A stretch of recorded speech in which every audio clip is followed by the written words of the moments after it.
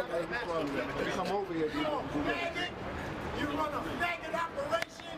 You're a piece of shit! You are a demon against black people! You work for the CIA and the National Security Agency with your wicked smiles! And I'm not being polite about it. How in the fuck are you a young phenom?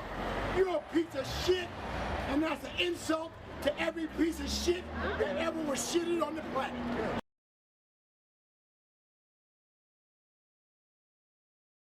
Let me ask you a question, Polight. If I order some books from you and I feel that I didn't get my books, are you telling me that all I gotta do, brother, is a simple hit the refund button and the money automatically goes back to my card? That's all you gotta do, yo.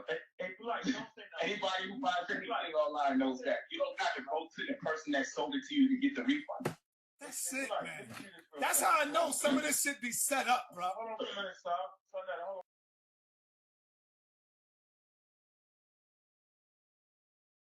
Brother Polight. Yes, sir. You say all the people got to do is press the refund button to get their money back. Some people say you don't have a refund button on your page.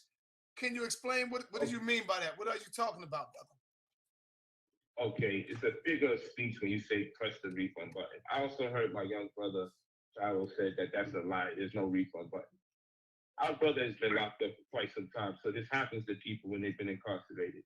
The lingo or the jargon or the verbiage that we use to communicate with each other, sometimes they can be displaced, having been potentially institutionalized. This happens to anybody. It happened to me when I was locked up.